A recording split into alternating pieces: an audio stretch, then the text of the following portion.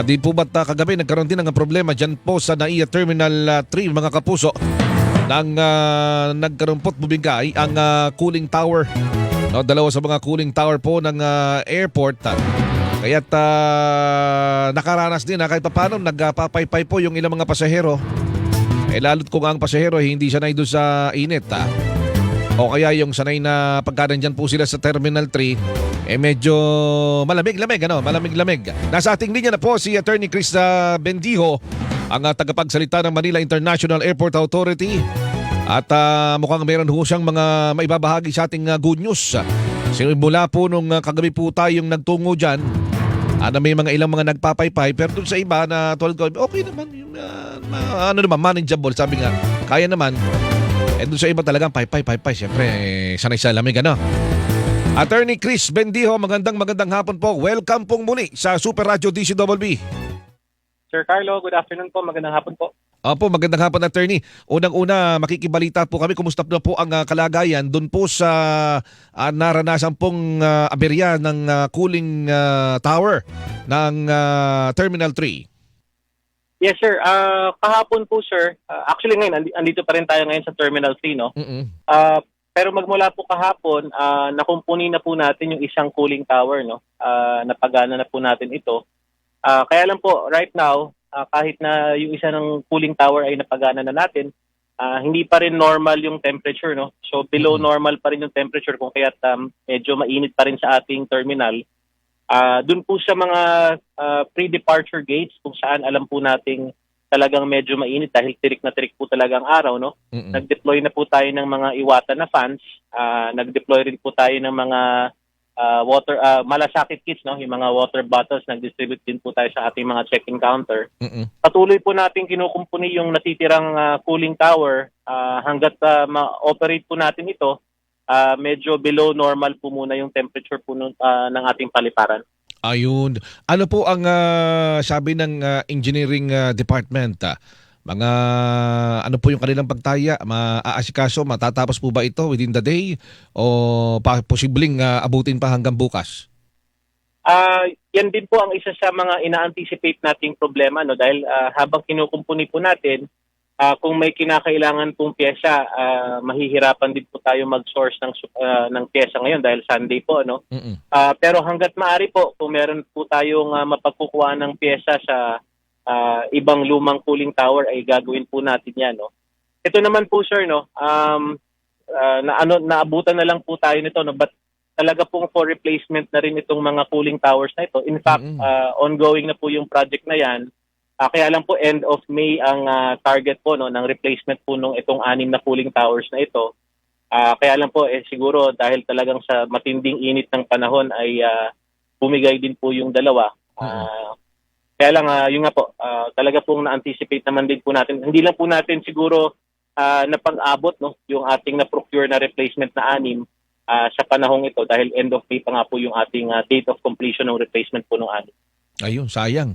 Kumbaga, kinapos ng halos sa isang buwan. Pero meron na talagang projection na ito ay papalitan. Lalo't di ba may usapin po na yung management, yung pamamahala ay ililipat na?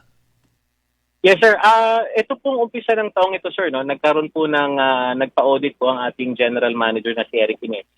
At isa po ito sa mga nakita nating facilities ng ating paliparan na urgent po, ano.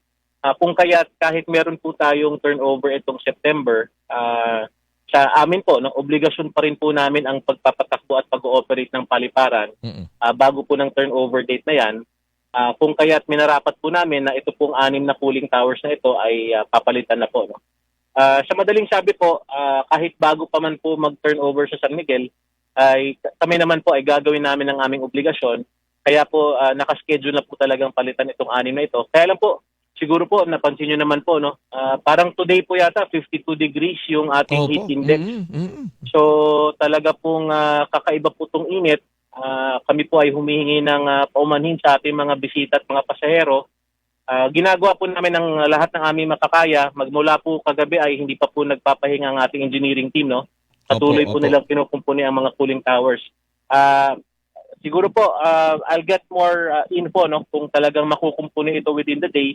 Ang pangamba lang po namin ay kung mangangailangan po ng spare parts ay baka po wala po tayong mapagkuhanan ngayong linggo po. Dahil linggo at sarado ang Yes, mga sir. mga bilihan. Ano po ang panawagan natin sa mga pasahero, yung mga susundo? Kasi napansin ko rin kagabi nung ako'y magtungo po diyan, siguro yung iba kaya din naman naiinitan.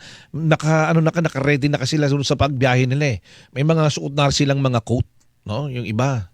Kaya siguro baka naiinitan, no? Yung iba talaga ramdam nan, maraming dala-dalahin, nakatayo, tapos nakakumpul pa sila ron sa maraming tao. Okay lang ba kung ang mga bisita po natin, mga pupunta diyan, mga alis talagang ang suot nila parang kumbaga summer attire, yung bang presko po yung kanilang suot. Sa amin pong palagay, no, sa ngayon po sa ating sitwasyon, siguro po yung light clothing na lang po siguro ang maipapayo natin. Ito pong ating paliparan sa ngayon po, andito po ako ngayon, no. Hindi naman po siya mas komportable naman po kahit papaano siya ngayon compared sa yesterday, no. Ayun. Kaya Okay. lang po, alam naman po natin yung normal na operasyon ng ating paliparan, hindi pa rin po ito yung normal na temperatura. Kung kaya siguro tama po kayo, light clothing na lang po ang ating isuot para nang sa gano'n naman po maibsan kahit papaano, no. Talaga pong hindi kinakaya itong ating mainit na panahon. Pero rest assured po, ang ating engineering team po ay ginagawa po ang lahat para makumpuni po itong cooling tower na ito. Ayun. Ito po yung mga nagtatanong. Ano daw po yung mga laman ng ating malasakit kits na ipinamamahagi? Meron pong bottles of water po, no. May candy rin po kasi like kanina po, no, may nakaranas na po ng pagkahilo. Okay. So, yun po muna ang aming maipamimigay. Meron pa po tayong paparating na next batch po, no, ng mga water bottles pa din. Reminder na rin po siguro, no, ang aming staff po ay nag-iikot, ang mga terminal admins ay nag-iikot. Kung may nararamdaman po tayo, wag pong mahiyang lumapit, no. Nakahanda naman po ang ating medical team para magbigay ng pangunang lunas. Ayun. At meron ko bagay, kung may nararamdaman silang kakaiba, ipagbigay alam ka agad. Doon nandiyan sa paligid para mabigyan din ng paunang lunas. Yung iba nga nagtatanong, bakit ano ba yung parang pinaka naaangkop na temperatura diyan sa loob ba? Sabi ko, kung tama po attorney, sabi ko, kumbaga pag pumasok ka sa loob ng isang mall, parang ganon, medyo malamig-lamig ng konti. Tama po ba, attorney? Tama po kayo, no. Kaya lang po, tandaan din po natin, no, yung pong ating yung dami po ng pasahero, no, meron po kasi tayong nako-compute na body heat na dala po ng isang tao. Ayan. So, syempre po, no, kapag mas maraming tao, marami pong sources ng heat po, no. Idagdag na po natin diyan pa rin, no, itong ating panahon na 52 degrees tayo today sa ating heat index. So, talaga pong kinakapos nga po yung ating mga cooling tower, no. So, talaga pong hindi kinakaya ng ating air conditioning, no. Ngunit ganun pa man po, no, ito pong temperaturang ito, tinatry po nating i-mitigate, no. Meron pa rin po tayong mga stand-alone na air conditioning units, no. Yung ating pong napapansin, nagkukumpul po doon yung ating mga pasahero. Nag-deploy rin po tayo ng mga iwatan na na portable cooling units. Lalo na doon sa may dulong pre-departure gates kasi alam po natin doon talaga matindi ang araw, no. So ganun pa man po, no, kami ay humihingi pa rin ng paumanhin. Kinukumpuni po ng ating engineering team ito hanggat maaari po. Gagawan po natin ito ng paraan. Sana po sa madaling panahon ay magawan po ng solusyon ng ating engineering team ang problemang ito. Ayun. Ito nga may ito ba yung unang pagkakataon na nangyari na bumigay itong mga cooling towers po nga ito? Well, na rin po gaya po ng ating nabanggit kanina, nung tayo po ay nagpa-audit umpisa ng taong ito, isa po ito sa ating na-identify na talaga pong may kalumaan na po. Ayun, okay. So, siguro po idagdag ko na rin po talaga itong matinding init ng panahon dahil ang pagpapaliwanag po sa atin, ito pong cooling tower ay pinapalamig po niya yung tubig, no, na pinapaikot natin sa ating terminal upang mapanatili yung malamig na temperatura. Ngunit kung iisipin po natin, para gampanan niya po ito, no, idagdag po natin yung mainit na kondisyon ng panahon sa labas. Baka po yun po yung naging dahilan bakit po parang bumigay siya, no, hindi niya po kinaya. So ito po talaga pong nung nag-audit po ang ating GM umpisa ng taong ito pong anim na ito ay amin na pong pinadaan sa procurement, no, at ito nga po end of May po sana ang completion ng project na ito. Kaya lang po ito nga na dinatnan na po tayo nito kung kaya't talaga pong aming minamadali kung ano pa pong pwedeng padaliin, no, para mapagana po agad itong mga cooling tower na ito. Ginagawan po namin ng paraan sa ngayon yan. Ayun, kasi siyempre importante po para sa ating lahat na yung mga lalong-lalo na yung mga bisita po natin na manggagaling sa ibang bansa tuloy sa paglapag sa airport kailangan kaaya-aya, di ba? Magandang-ganda yung mararanasan nila. Pero tama po yung inyong binabanggit, kung may pamamaraan na kayang padaliin, madaliin at lalong-lalo itong procurement na ito at mapalitan yung mga dapat palitan para naman maihabol, di ba? Dahil sabi pa nga, mahaba-haba para ho itong mararanasan natin ganitong panahon. Kahit naman dun sa mga i-simplify natin sa mga bahay-bahay, yung mga aircon sabi nung mga ilan kahit naka-aircon kami niya, parang hindi gumagana eh. Kung kinakailan yung Opo. aircon may aircon na, may air condition unit na, meron pang electric fan. Sabi niya, pero parang wala pa rin. Lalo Tama na po kung kayo. sabihin natin terminal 3, ang laki-laki niyan. Dami-daming tao niyan. Yung mga cooling towers na yan, di ba? Sabi niyo nga Tama po kayo, sir. napapanahon na. Tapos ganito pa kainit. Yun nga sa mga bahay nga ba may aircon na. Sabi ko nga, may electric fan pa, wala pa rin, di ba? Yes, sir. Tama po kayo. Tsaka, sir, kung tama po yung ating napabalita nung isang kahapon, no?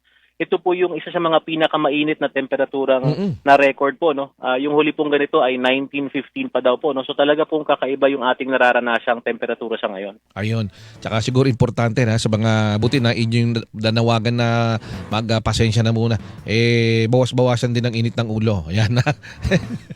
Para minsan yung init ng ulo lalong mahirap po yan. Baka tumaas po ang inyong presyon. Mahirap na, no? Mahirap na. Lalo yung mga nandyan, mga kapuso natin nandyan sa airport. Yung iba nagbabalak na magtungo sa mga resort. Panatiliin natin, kumbaga, wag tayong padadala doon sa mainit na panahon. Kailangan kalma lang. Kalma lang po tayo, mga kapuso. Meron pa ho ba tayong mga magagandang maibabalita sa atin ho, mga kapuso, na lalong-lalo na o mga tips na mga magtutungo dyan sa Terminal 3? Sa ibang terminal, wala naman hong problema na po. Sa ibang terminal, sir, wala pa naman po tayong napapabalitang nagiging problema. Although meron tayong minomonitor ngayon sa ating Terminal 1, no. Again, yung ating normal operations po ng ating paliparan talaga pong naapektuhan itong matinding init na ito, no. Kahit naman po, gaya po ng nabanggit ninyo, yung normal pong pagpapatakbo ng aircon sa ating mga bahay, kung mapapansin nyo po, parang hindi pa rin po sapat, no, para mapalamig ang ating temperatura. Ganun din po sa ating terminal, no. Ganun pa man, makakaasa po kayo, hindi po natin ito bibitawan po, no. Kagabi pa po ako nag-iikot dito sa terminal. Di pa Ang ating engineering po ay wala pa rin pong kapagurang kinukumpuni itong cooling tower na ito, no. So kami po ay humihingi ng paumanhin. Sana po kaunting pasensya pa po. Naintindihan naman po namin, no, kung may mga magagalit, no, kung may konting maanghang na salita. Init ng Pero, ulo. opo, yung init po ng ulo. Kaya lang po, yun lang po talaga ang aming magagawa. Masasabi ko po, no, lahat po ng aming pwedeng gawin ay amin pong ginagawa sa ngayon. Ayun. Matanong ko lang po kanina, may binanggit kayo, meron tayong minomonitor sa Terminal 1. Ano po ito ngayon? Itong sa Terminal 1, sir, no, ganun din po, no, yung pong ating mga temperature reading, atin pong binabantayan ito. Dahil yun nga po, no, dahil sa matinding init ng panahon, ito pong normal operations ng ating mga cooling units ay mukhang naapektuhan po talaga. So binabantayan po natin kung babagsak pa po ang or tataas pa po ang temperaturang ito. Binabantayan naman po ng ating mga engineering teams ito, no. At nang sa ganun ay kung ano ang kailangan gawan ng paraan, gagawan po natin ito ng paraan. Okay. Maraming salamat po muli, Attorney. Wag ho kayo magsasawa. Pag may mga magagandang balita po, agad po kaming makikipag-ugnayan po sa inyong tanggapan. Yes, sir. Maraming salamat po sa pagkakataong ito. Magandang hapon po. Magandang hapon po muli. Mga kapuso, si Attorney Chris Bendijo, ang tagapagsalita po ng Manila International Airport Authority. Hilingan, walang pinoprotektahan.